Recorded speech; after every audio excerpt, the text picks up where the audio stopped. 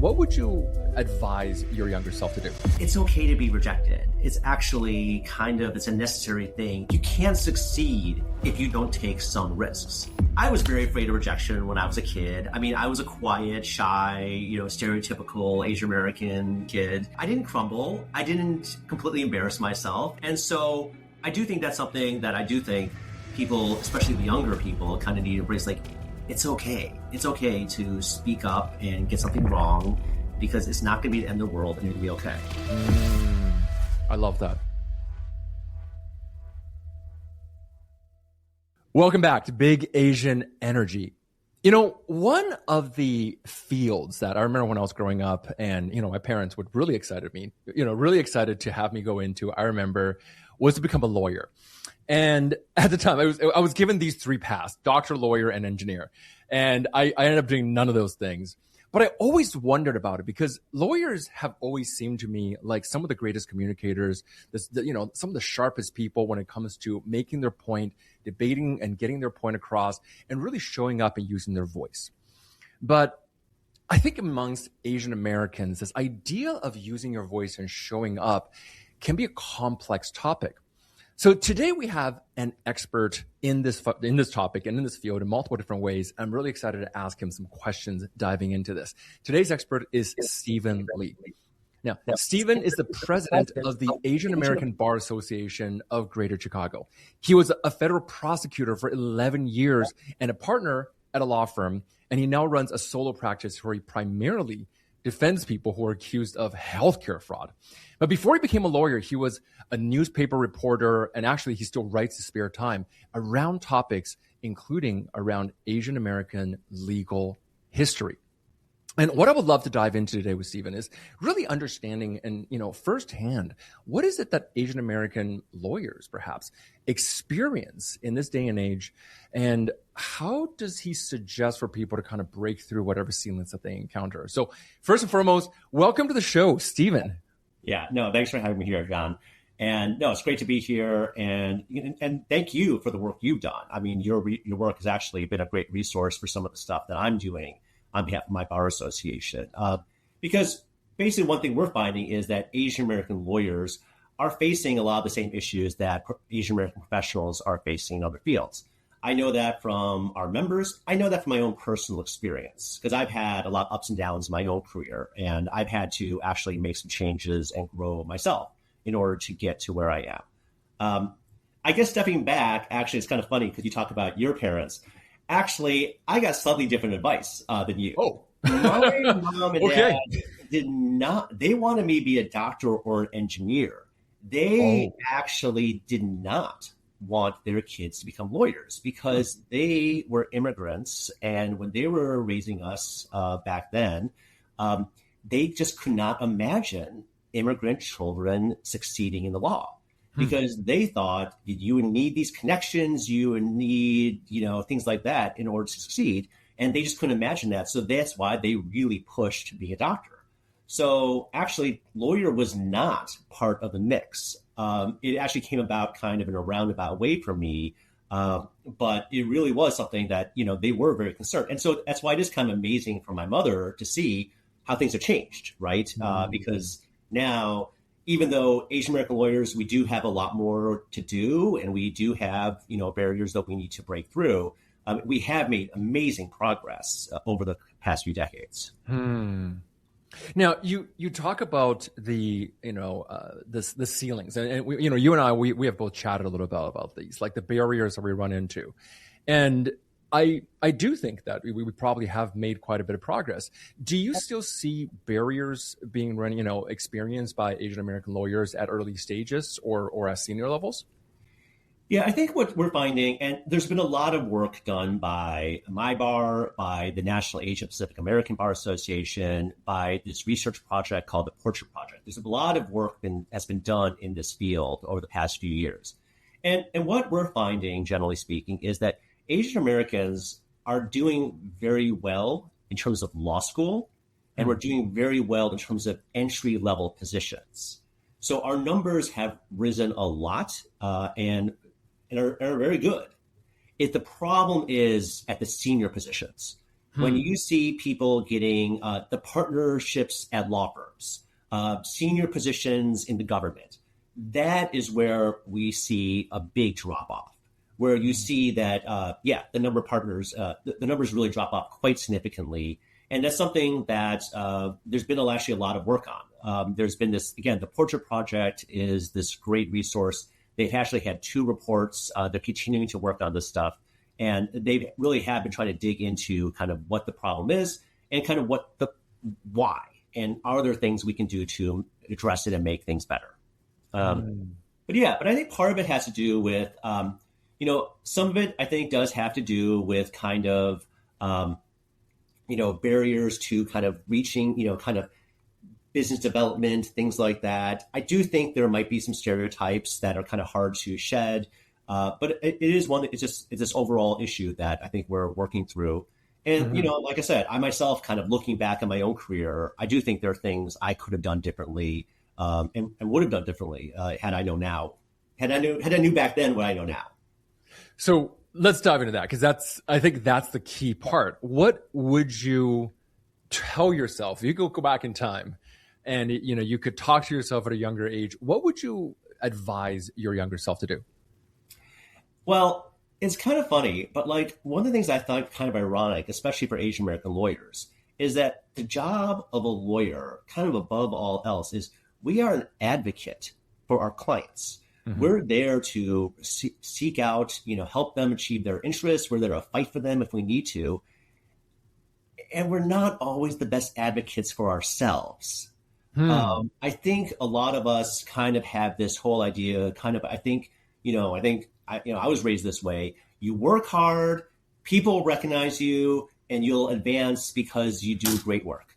And that's true to an extent. But I think that's the problem. Like, there's a limit to how far you can go with that. And so part of it is kind of like looking back. I think one of the big things is recognizing, like, no, you actually got to advocate for yourself. And you got to speak up for yourself. You got to go after what you want. You got to be more intentional about this. And that's a way, first of all, and what really helped for me was recognizing, one, first of all, it was in my self-interest, to do these things, advocate for myself. It also was for my clients' interest, because I can't, if there's a client, if there's a person out there I can help, and they never hear about me because I'm quietly waiting for them to find me, like, I can't help them. And, and that's actually might not be in their best interest. So I do think that's something that I would actually recommend more Asian American lawyers kind of embrace. Like, no, you really do got to advocate for yourself like you would for your client. And that's part of the job. I want to ask about this because, when you say advocate for myself the way that you advocate for clients, immediately I'm probably not getting the picture in my head that you're thinking of, because I'm picturing a lawyer arguing in court. But that's not the energy, I'm guessing, that you're expecting young lawyers to self-advocate, right? What would you advise younger lawyers do, maybe a bit more tangibly, right, as a form of self-advocacy? Right. Well, I think that's right. So I think it's right. And being a lawyer, look, some of us are in court fighting. A lot of the job, there's lots of corporate lawyers. There's lots of ways of being a lawyer, first of all. Sure. But I do think the mindset helps, because once you have that, I do think there's lots of ways to do it. First of all, I do think more people should first of all, be intentional about what you want, right? Look, if you want to be a partner at the law firm you're at, say it, make it clear, and actually, look for people who can help you get there, talk to them about it, make plans for the long haul over the course of the next few years to get there. Don't just say, well, they all know I want to be partner, so I'm not going to do anything. Okay. No, you got to do stuff. Actually tell people, right. Go out, find sponsors and say, hey, look, I really respect and admire the path that you've carved. I want to be partner one day. Just so you know, I will be throwing my hat in the ring. Make it that obvious. Yeah. I think that's right. I do think people need to be more clear about, look, this is what I want, because, because people, look, everyone's really busy, and, people are not going to, you want to make it clear what you want. You want to be looking for ways to get there. And the more you talk about it, the more people can respond and even help you and like can come up with opportunities in ways that you might not know.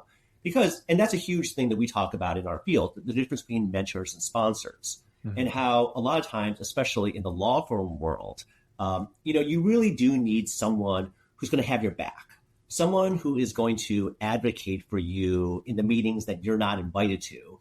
And, you need them sometimes to fight for you. And so, but they might do it if you don't say anything, but you kind of need to advocate for yourself. So that's one thing I think about, in terms of internal stuff. I also think in terms of external, this is something I've thought about a lot too. Like you do now, look, we live in a very complicated world. We all face a lot of competition. And to be honest, we all look good on our bios. We all have nice LinkedIn profiles. We all look like we're good at what we do. And a big part is finding ways to distinguish yourself. And so this is something I've thought a lot about and really kind of advocated for myself, really kind of like defining kind of like what my brand is, doing things that are consistent with my brand and doing things that help people understand what I do. So one piece of advice I regularly give to younger lawyers is like, find something that you're particularly interested in or good at and like talk about it. Right? Because look, if you're a corporate lawyer, you may be an excellent corporate lawyer, but like, how do you show the world how good you are? Well, one of the ways you do that is by giving a talk, organizing a panel, something like that people can see you're the expert in that field. And so that's something where I find like that's something that's not, especially, first of all, this is easier to do than it was when I was starting out as a lawyer. But there are ways to kind of build your external public-facing brand by being intentional about getting out there, making yourself visible. So, for example, a big part of what I do as a lawyer, I can't really talk about. And lots of lawyers we can't talk about the work we do on behalf of our clients a lot of times. Because it's confidential. It's right? confidential. You have the attorney-client privilege and all that kind of stuff. Yeah, you can't talk about successes. Right. And sometimes part of your success is that no one knows that they needed you in the first place. The better the job you do, the less people see it. Sometimes, right? I have like some of my criminal cases. The fact that no one's ever heard of some of my clients is a sign of my success. Yeah, it's a good thing. But that's the thing. But what you can do is, that's the thing. But if you can't, so for lawyers especially, you can't talk about your work. But that means like, what do you talk about on LinkedIn? That's why being intentional, giving talks, getting involved with your bar associations, doing stuff can get your name out there and help your visibility, help your brand, and that can lead to things. So I do think I think part of it is an approach and kind of realizing like, no, there are ways you can do this. And it's kind of like, unfortunately, it's just the way the world is. And so part of it, we all have to accept it and kind of and deal with it. So when you're saying, because I think this is, by the way, this is incredibly helpful advice. I think that a lot of people don't realize how powerful the idea of a personal brand is. In a recent episode, we had Sun Yi, who is a personal branding expert to these like incredibly top, super famous thought leaders. And he talks about essentially how to build a personal brand. I feel like building personal brands are almost like an antithesis to a lot of Asian cultures because one, it's super individualistic, right? Which is like breaks the nature of who we're supposed to be. We're supposed to be humble. We put our family first. We put the people first. We were like, no, it wasn't that big of a deal. I didn't do that much. It was the team, right? There's so much of that built in. And I feel like the idea, even saying, oh, you got to build a personal brand is kind of anxiety inducing, right? Because it feels like this big, scary thing. My personal brand is working for a top 5 law firm. My personal brand is I'm, in this position. Isn't that enough? So I would love to hear a little bit more about this, specifically from that idea of even for lawyers or just really anyone else. What does building a personal brand mean to you? Well, it definitely differs depending on what kind of work you're doing and the kind of clients you're trying to do. So obviously, if you're a corporate lawyer and you represent, Fortune 50 corporations, to be perfectly honest, your personal brand might not matter very much. Okay, so the name of your firm probably means more than you necessarily, at least at the early stages. But ultimately, clients, but even big corporations, ultimately they turn to a person. Like you're putting your company, you're putting your life and liberty in the hands of a person who you're trusting. So your personal brand really does matter because ultimately your clients are counting on you, and so it is important. And so I think what happens there in terms of lawyers, like it takes time to do this, and I do think that's why it's good to be intentional about your experiences, doing things to help you stand out, right? And also thinking about trying to define yourself in a way that really does matter, and that's going to stand out.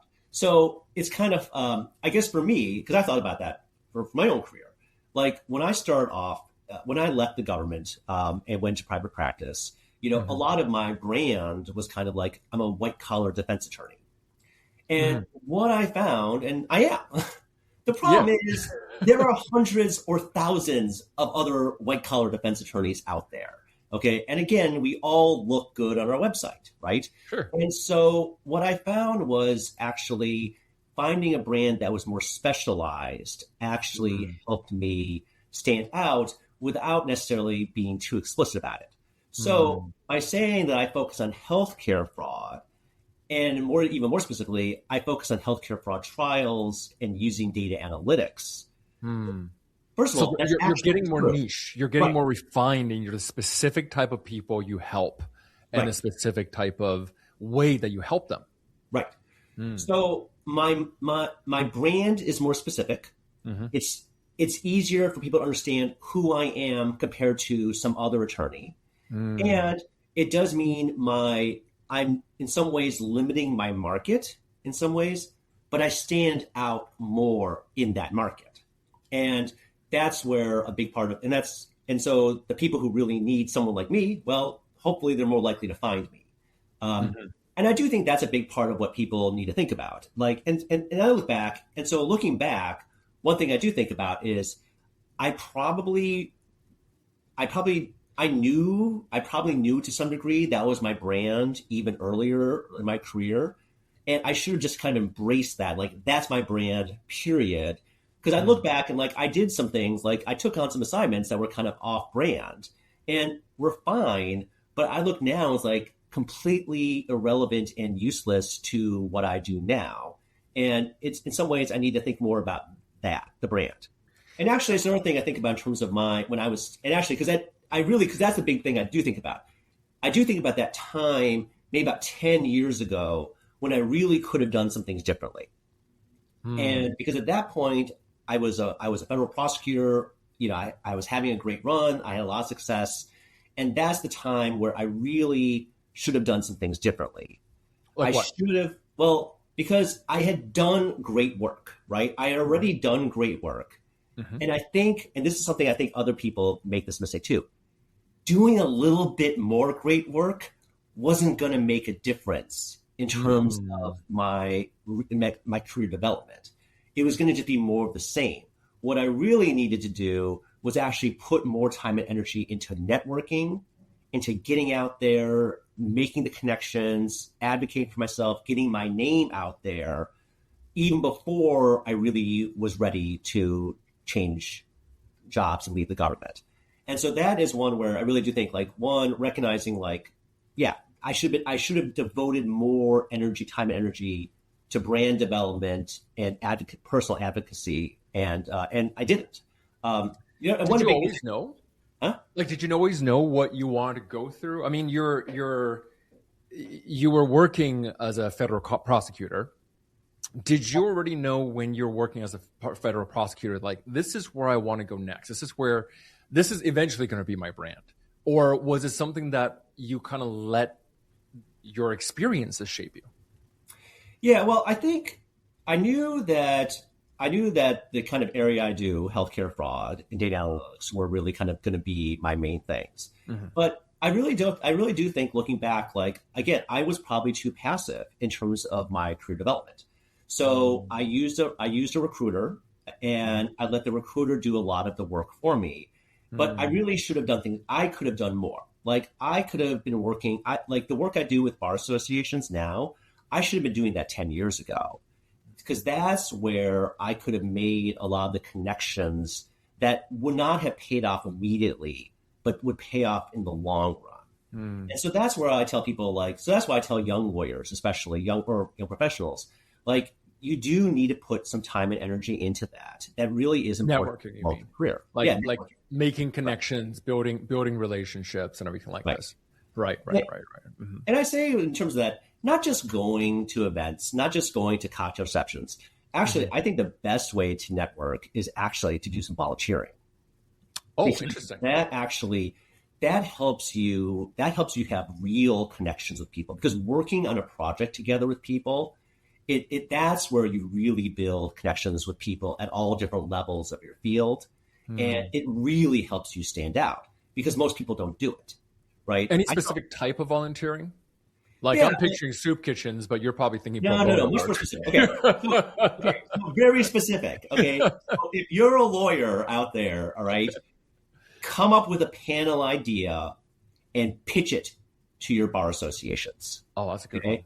Because if you pitch a panel, first of all, every bar association, or all the bar associations I work with, we're generally on a volunteer basis. So anyone coming in with a pretty good pitch, and is willing to do it, will probably run with it. And doing that can work out so well for you in so many ways. Because let's say you're a person who, you have a topic, and you decide, and then you get your bar association to say, great, we'll love to have you organize this panel on this topic. Now you have an excuse to reach out to the experts in that field, introduce yourself, and ask them, hey, can we talk? Because we're working on a panel, and we'd love to have you be part of it. That, first of all, you're actually doing something real, but you're also making connection in a real way with someone who, maybe they would talk to you if you cold call them, but it's probably going to be more likely to talk to you if you're reaching out with this in mind, because then you're helping each other, right? That's the kind of stuff that I tell young lawyers to do kind of constantly, to think about that. Because those are the kinds of things that, and then basically you do this, then one, you end up, you're part of a panel, you're maybe the moderator on a panel with all these experienced people who maybe are, you normally couldn't talk to, but your name is now on the same, LinkedIn post with them, right? Yeah. And you have a picture where you're sitting on stage, and across are these three like high level lawyers or justices or wherever it is. Yeah, it looks good. It's a great photo op. It's a great demonstration of your expertise. Right. And so there's things like that I think, look, that's the kind of stuff I now kind of thought through. But 10 years ago, if I had done that kind of stuff, to be honest, I'm actually very sure my career would be different. I mean, I love what I do now, but I have to admit, the past 10 years, I might not have had to go through as many ups and downs as I did to get where I am now. I really love this advice. I remember when I was first starting off, one of my mentors basically taught me this thing, and this was a hard lesson. And because I learned it through rejection. I remember I had run into this guy. He was a communication coach, really high level, very successful. And I asked him, hey, can I take you out for a coffee? Like, can I buy you a cup of coffee so I could pick your brain a little bit? And this was we were in a living room of one of our, someone in the community. So it was like a circle kind of fireside chat kind of situation. And he outright rejected me right then and there, like very publicly, mind you. He just looked at me and he's like, no. And I was like, okay. And internally I was dying. Right. I think I was 19 or 20. But he continued. He's like, can I, and I'll tell you why. He's like, in the way that you just asked it to me, I get nothing from the interaction. You're not offering me anything aside from this situation. I'm all the one giving all the value, and my time is valuable. Right. So after that rejection, I said, thank you. Thank you for the lesson. And he actually came back and found me. I think he was just like, I need to finish this lesson, like, young man. Like, I need to properly teach you how to properly ask for this. And he's like, always think about what is your what is your value that you're giving? And I love what you shared, because what you're bringing to them is you're bringing them not just the opportunity to share their wisdom, but you're bringing them to some degree more prestige, and you're using the organization rather than your own personal identity as the value add. Right. And, we talk about this all the time, right? Like researching the person that you're connecting to, figuring out what they need and doing something for them first. And now that you're, already having them on as a panel, the next conversation you have where you ask for something is going to be much more powerful. Not to mention, I love doing podcasts. I've been doing podcasts for a while now, because I get to ask all the questions I want to ask. I get to know all the things that I want to do that. So it is such a powerful, I love this tip. It is such a powerful thing that is so underutilized in this day and age, I feel like, for people starting off. Yeah. Yeah. I think people are, yes. And I do think this is kind of common, this whole idea of being afraid of rejection. Right. And that's why, first of all, doing it this way, working with getting the brand of an organization behind you helps, right? It helps you with that, because people are more likely to respond to that. But I also think, kind of going back to like things that people need to embrace, is like, it's okay to be rejected. It's actually it's a necessary thing. You can't succeed if you don't take some risks. And so again, I look back, and for me, I was very afraid of rejection when I was a kid. I mean, I was a quiet, shy, stereotypical Asian American, kid who did really well in school, but barely spoke in class. And my teachers kept on telling my mom and dad to get me to try to speak up more, and I wouldn't. But what really happened was, it really was like becoming a reporter, and then realizing, like, no, I'm actually an advocate. I got to speak up for my clients. That's really got me much more comfortable with the idea of like getting out there. And I've been rejected and yelled at and in so many times, in so many ways over the years. And, I survived. I survived. And, every single time it's like, okay, yeah, I didn't crumble. I didn't completely embarrass myself. And okay. And I'm now stronger and better, and I can do this. And so I do think that's something that I do think people, especially the younger people, kind of need to embrace. Like, it's okay. It's okay to speak up and get something wrong, because it's not going to be the end of the world, and you're going to be okay. So again, something I give, advice I give to law students, when I was in law school, I was afraid of being called upon by my law professors and getting flat-footed and things like that. That's, again, just embrace it. Just, just go into it, because that's how you're going to get better and stronger, and you're going to be more equipped to deal with things. One of the most important things that happened to me when I was a prosecutor starting out was I had to do this oral argument in front of these appellate judges. And I had to make an argument that I have to admit I didn't think was such a great argument. And these judges yelled at me, and they ripped into me, and it was bad, but I survived. Actually yelled at you in the courtroom. Yes, it was bad. There probably is an audio recording out there. There might be an audio recording out there about it. It is because I was making a bad argument, right? And it was and we lost, and we lost the case and everything. Oh, man. My first oral argument, 2 or 3 months into my being a federal prosecutor. And you know what? Every single oral argument afterwards was easy compared to that. Because I got it, and I just kind of ripped the Band-Aid off, right? And it made me a stronger lawyer in the long run. And but that's the thing. So I think people need to it's okay, speak up. You're going to get some stuff wrong. It's not been the world. You'll get better for it. One of the best advice I've ever heard when it comes to if you want to build confidence, most people think that confidence comes from achievement. We look at somebody who's confident, and we think, oh, that person is confident because they have this success, they have this amount of money, they have this kind of title, etc. And we think that's what gives confidence. But if you actually look at studies on confidence, the real source of true confidence is survival. It's exactly what you're talking about, right? It is going through something hard, you're surviving it, and then your system goes, okay, I just got yelled at by a judge.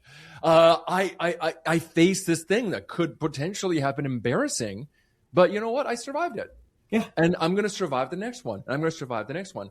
It is actually in sitting in that fire that builds our confidence. We think that failure is going to take us out of our confidence, but the failure and the survival from it is actually what builds our confidence. Yeah, totally. Such an interesting thing.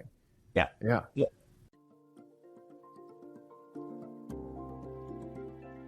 Hey, I just wanted to let you know that Big Asian Energy is officially out, and you can go and pick it up anywhere you buy books, Amazon, Barnes & Nobles, etc. If you've ever felt like there's something stopping you from reaching your full potential, if you've ever felt like you want to have that unstoppable charisma and confidence in the work that you do, as well as just the way you show up in life, this might be the book for you. It is a book that is jam-packed with research studies, advice, case studies, stories, and of course, so many different techniques and takeaways, including communication, as well as mindset, as well as confidence, and all the other topics out there. It just won one of the best books of 2025 on Amazon. So if you haven't checked it out yet, go take a look. And finally, if you have a few seconds, can I also ask you to leave a quick review for Big Asian Energy? It not only means the world to us to hear from you, but more importantly, it does absolutely help us in reaching more audiences. I hope you're having an amazing day, and thanks again. So how did you go from, you said when you were first starting off, you were this, shy, quiet kid who's, like a kind of wallflower Asian American. How did you build that presence? Because now you are very well spoken, obviously. You have this very strong leader energy. How did you build that? Was it just through, the experiences, the survival, getting yelled at by judges? Or is there something else that you kind of put more time into to cultivate? Well, I think first of all, it kind of was this whole idea of like, it's the work. Like you can't do the kind of work without kind of doing that kind of stuff. So it's kind of funny. I mean, this was, it actually, I look back and like, there's this one thing that happened when I was in high school, and it really did change my entire life. Mm-hmm. So when I was in high school, because I was a kid who played a lot of computer games and did a lot of like things like that back in my time. So when I started high school, I was like, this will show my age, but I was I was kind of like started high school at an age before everyone had a PC, okay, or a phone for that matter. Mm-hmm. And so when I started, the high school newspaper they still had people writing articles out by hand. And they needed people to type them up so that they could be laid out on like wax paper and stuff like that. Okay, I'm old. I'm not young. Okay, I'm not young. All right. No, not at all. I am older than people seem to think I look. Okay. Okay. Asians don't raisin. Right. So what was funny about it was, that was like, and I was a shy kid. I was like, okay, well, I can't do other stuff in the newspaper, but I can type. So I typed articles out for a few weeks. And then I realized like, you know what? I can just write this myself. And so I actually became a reporter by accident. And then as a reporter, your job is to go out there and ask questions. And, some people will want to talk to you, some people won't, but that's your job. But that was a big thing, realizing like my job, if I'm going to do this job, I got to get out there and talk to people. I can't be shy. You can't be shy and be a successful reporter. You gotta. And so by doing the work as a reporter and as a lawyer, it was like, I actually had to, kind of like that part of me kind of, it didn't fit with the work I wanted to do. So that was a big part of it, actually, kind of just recognizing like, I cannot be successful in the work that I've agreed to do. I'm going to let my other people down if I'm quiet and shy. And so I got to change. I mean, that was at a philosophical level in some ways. There were some practical steps that actually, and practical advice I got. One of the big things I got, and this is something like when I did become a federal prosecutor, I went from big law firm to be a federal prosecutor. And the Department of Justice has this training center. And you go there and they do lots of things. But But one of the biggest things that made impact on me was they actually had a consultant come in, and they did like a video recording of each of us in this training, in this mock trial setting. Mm-hmm. And they had this consultant who basically would study our video and meet with us for like 20 minutes to like talk about how to speak and how to carry yourself in court. That 20 minutes made a huge impact on me, because he helped me see like how the way I carry myself could be better. It could be better if I'm trying to reach an audience, because that was a big you got to go into detail about this. Okay. All right. So what did he teach you in those 20 minutes? Now I want to know. Right. Well, the first thing was, it's the pace. First of all, one of the big things is trying to remember, and this is my memory of what he said. Okay. So, I mean, it's definitely filtered over the years, but a big part was recognizing especially for me as a trial lawyer, mm-hmm. the whole point of what I'm trying to do is to basically explain things to 12 people on the jury who don't want to be there and know nothing about the case beforehand. Okay. So it's all about communicating to them. It's all about getting them to understand. So one of the things he talked about was like, look, if I'm talking fast like I did, or if I'm talking quietly, they're not going to be able to follow. And so one of the big things he taught me was to break down my speaking into like more manageable chunks.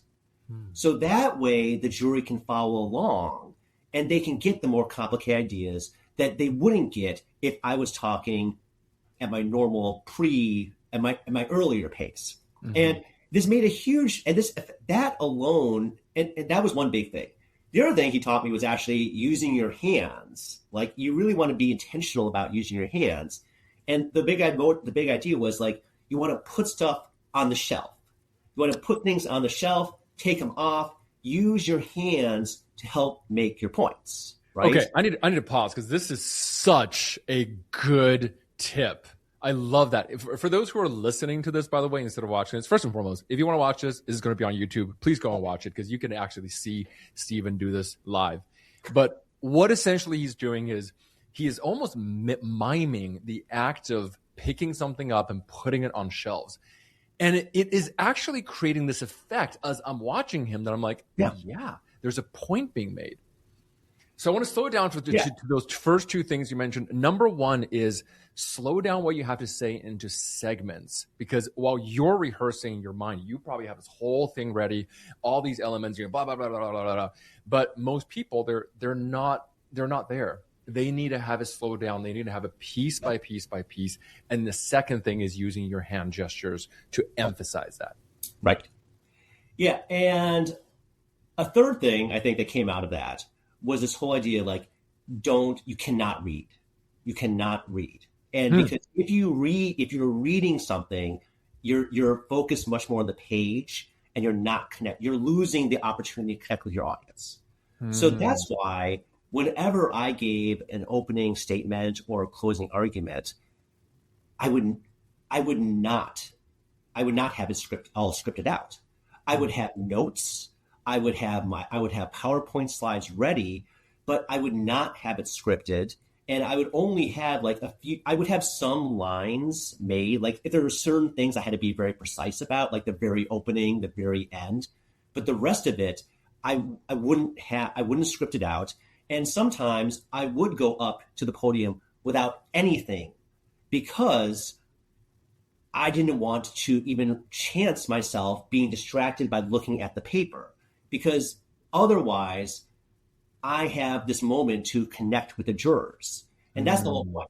And when I give a closing argument, opening statement, I do that. I am looking at jurors directly. I'm trying to make eye contact. I'm trying to there are trials I did where it's like, I'm looking at you because I think you're the one who's not with me. And I'm going to keep looking at you until I get a nod. And okay, all right, good. Because that's the whole point. And recognizing right. And that's the thing. So I do see people, I've seen lawyers do this where they have everything scripted out. I think they have this whole plan in their mind. It's like, no. It's not about you. You're like, what? And I would tell this to the people I worked with, like Kate back as a prosecutor. It doesn't even matter if it matters if the person's guilty, But the more important thing is, can we prove it? Can we convince a bunch of strangers the person's guilty? And that's what I always focus on, because like that's the ultimate audience. You got to recognize what your ultimate audience is and figure out ways to get to that. And so look, and so a big part of that is how I learned to be a trial lawyer, and that just carried. And look, a lot of that just carried on, right? Yeah. So yeah.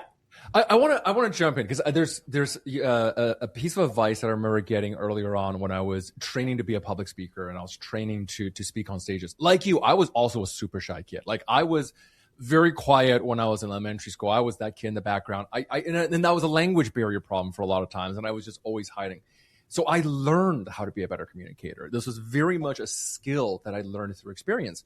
And one of the best tips that I got when it comes to stage presence and speaking on stage was the sprinkler versus the sniper. And the sprinkler versus the sniper basically is like most of the time when people speak, they make the mistake of like, oh, I can't look at my paper. So they do this scanning effect, kind of like a lawn sprinkler that kind of like sprays across, and they kind of just like, but they're not really making that connection. And what you're describing, it sounds like it's much more of being like the sniper. You're delivering a sentence to a person, having it land, and then moving on to the next person, and then delivering that next idea, that next section, that next paragraph to that person, and then moving on. It feels very different ultimately. And it doesn't matter if you're speaking on stage with hundreds or thousands of people in the audience, or if you're, talking to 12, I almost said 12 Angry Men from that movie. Because in my mind, I was thinking of Jerry. But it is, right? 12 strangers. Yeah. Well, and also just the idea that you have to vary it up, right? I mean, that's also an important thing. Like, not everything, you got to save, you got to have the right moments, you got to vary it up. I mean, I've actually done trials where, okay, this is a big part when I was a prosecutor, this was a big part of my strategy. Like, I generally would come, I was intending, I would come across as, I know my stuff, I'm a nice guy, I know what I'm doing, and I'm, whatever. And so, but there always was the moment where it's like, look, if I'm going to ask you 12 people to go back and find this person guilty, I better show some outrage at some point. I better show like this person, like, let's be real, this person committed a crime. Okay, this person, the evidence is overwhelming. So, but part of it is knowing when's the moment to bring that out, right? Because you got to change up your tone, you got to do this thing. And a big part of that is, recognizing like, we're all in some, it's some ways it's a performance, but it's also, it's how you do, it's like, look, it's just like, it's reality. It's how we communicate with people. It's how we convince people how we convince people. And every communication is a performance. It's when we say performance, right? Like, I think the biggest mistake that people think is that performance, we think it's about being fake. Right. But if you're in the moment and you're experiencing it and you're realizing and you're thinking about what it is that you're talking about, you're not faking. You are outraged by the fact that this person has committed a crime and is a criminal. Yeah. So just it's less about acting and more about letting that be seen, because we're so good at actually hiding it. Right. It's about, being upfront, being clear about what you're trying to do. And it's all about communicating. I love that. The golden rule, right? Like what is it that's going to help the communication come through? That's the only thing that matters. Yeah. What is going to help that communication come through? Yeah, that is incredible. What else? I'm loving this. Oh man, I think those are the main things I got. It was 20 minutes, so it wasn't. but it really was like. But it really did change. It really did have a huge impact on me, because it really did kind of like see like, okay, yeah, this is like. And yeah, there was one more thing he said that I remember very clearly. He said, "You're always going to be nervous. It's fine to be nervous." But you can control. You can't stop being nervous, and you maybe don't even want to stop being nervous, because when you're dealing with such weighty matters, you should be a little nervous, okay? But he said you can control more how it affects you, like breathing, like your pace, like being conscious of it. Like, it's okay to be nervous. Don't let it affect the pace of your speaking, so you talk faster than you should be. And so a big part of that was sort of being conscious of that. That was one more thing I remember from back then. I love that. But so a big part of that was taking all that, and then again, experience kind of going through these things. And I think really kind of like, and again, just recognizing like you're working with other people and, you're trying to accomplish something, but, no one does things alone. You got to work with other people to make these things happen. So yeah, but I think that's a big part of how I evolved and how I went from, the stereotypical, in some ways, that stereotype to now.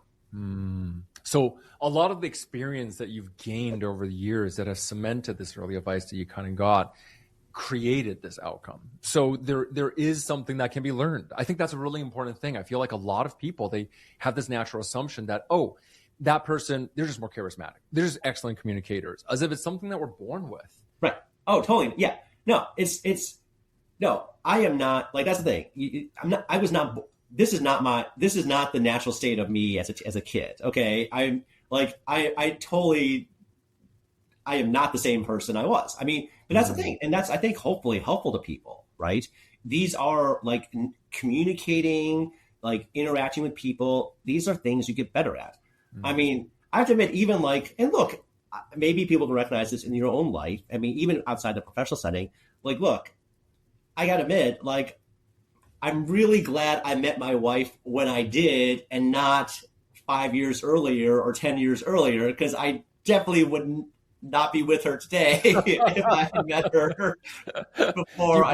You brought that riz that you learned along the way. I learned a lot of stuff along the way, and yes, but that's the thing. These are all like how we all can get better at this stuff.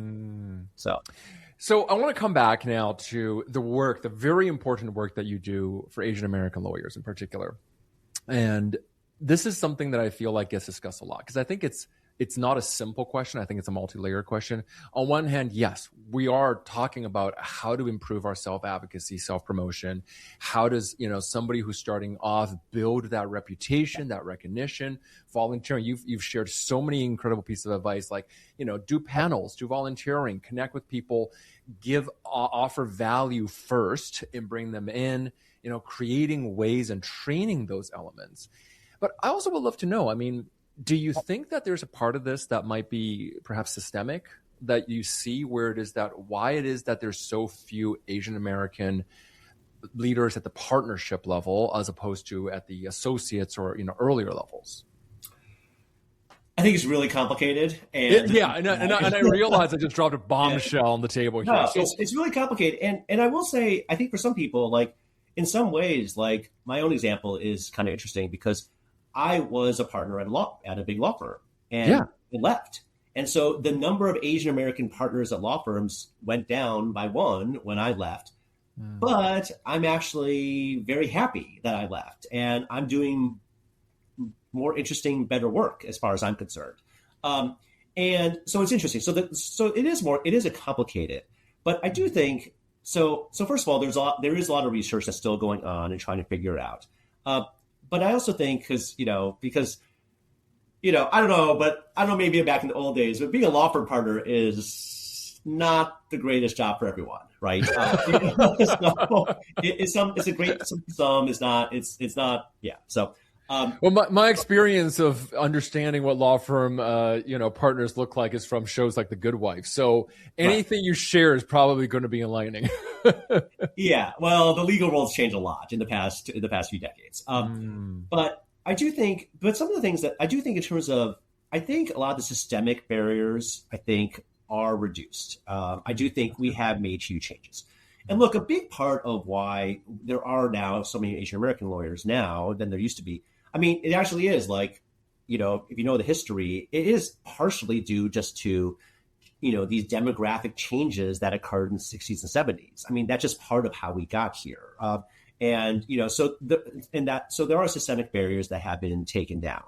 I do think one of the big things that can help is just the more of us that are here and actually diversifying where we are.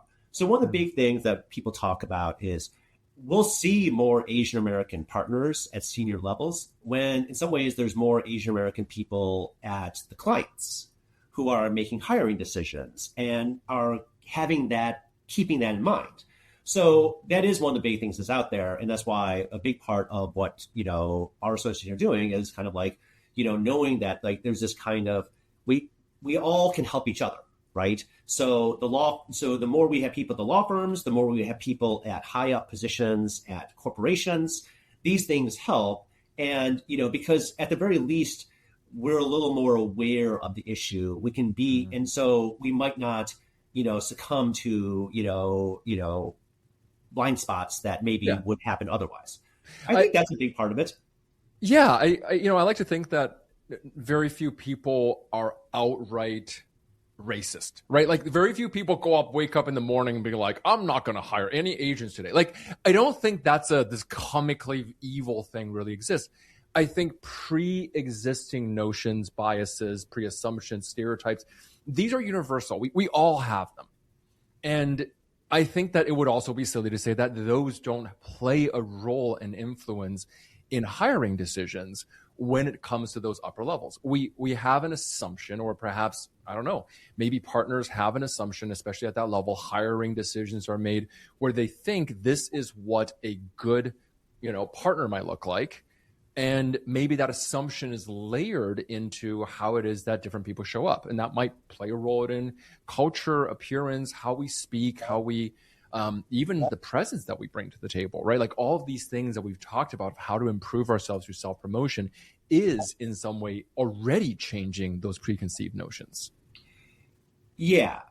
And I do think the stereotype of Asian Americans is it's still out. It's out there. It's like, and I think it has less impact than it did years ago, but I think it is still out there. And I do think that's why just embracing like, look, we got to communicate better. We got to stand up for ourselves a little bit better. Like those are the kinds of things that can help negate the stereotype, right? Mm-hmm. So, again, speak up, say something, show your, be present in the meetings, right? I mean, just so I think those are important things that can really help kind of combat the stereotype and get people to look past it. I love that. I got to say, thank you so much. I know that as a lawyer, you are doing some really important work. I mean, we've emailed back and forth, and from some of the cases that you've shared with me about the kind of work that you're doing right now, absolutely impactful. Thank you so much for offering your time and wisdom in this. How do people find out more about you or what it is that you do and perhaps your organization and what it is that they do? Yeah, well, like I said, I run a solo practice focused mostly on healthcare fraud based out of Chicago, but I operate kind of all over the country. And so that's StephenLeeLaw.com, Stephen, StephenLeeLew.com. And then my organization is, I'm the current president of the Asian American Bar Association of Greater Chicago, which has a very clunky website address, so better just to Google that and find us there. And we'll put it in the show notes. Yeah, and like I said, and like you mentioned at the beginning, I have done a bunch of writing along the way. Actually, one of the big things that kind of really stuck with me is because I used to be a journalist. I really am interested in a lot of this stuff, and I've done a lot of writing about Asian American legal history over the years, and that's available at different websites that you can find in the notes. Beautiful. Wonderful. And thank you. I just want to say once again, thank you so much for your time.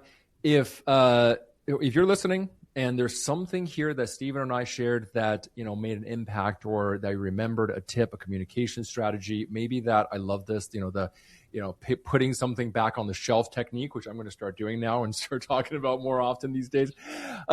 Don't forget, please share it with somebody you care about. Once again, our core motto and theme here has always been, when we rise together. So until next time, my friends, I look forward to seeing you.